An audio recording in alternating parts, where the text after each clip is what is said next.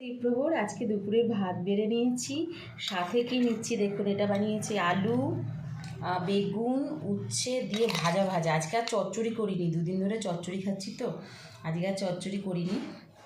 উচ্ছেটা আমরা দুজনেই খুব পছন্দ করি, তাই জন্য না আমাদের প্রতিদিনই প্রায় চেষ্টা করি উচ্ছে রাখার পাতে, সামনের পাতে। আর আজকে তাই করেছি, কিন্তু বড়িও দিইনি জানেন তো, আজকে ইচ্ছে করে বড়ি দিইনি আমি। না রোজই বড়ি দিয়ে স্বাদ, অথচ এইটাও তো ভালো লাগে খেতে।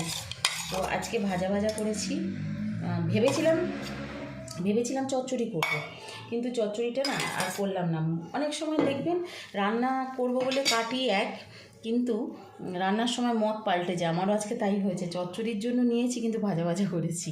আশা করি খেতে ভালো লাগবে, দেখি খেতে বসে কেমন লাগে। চলুন পরে কী বানিয়েছি দেখি। আর কি বানিয়েছি বললাম না, এই যে ডিমের ঝোল। এটা আজকে কিন্তু কষা নয়, আজকে পুরো ঝোল। আজকে ঝোল বানিয়েছি, কারণ খেতে হবে তো, ঝোল না হলে খাবো কি দিয়ে, তাই জন্য আজকে ঝোল।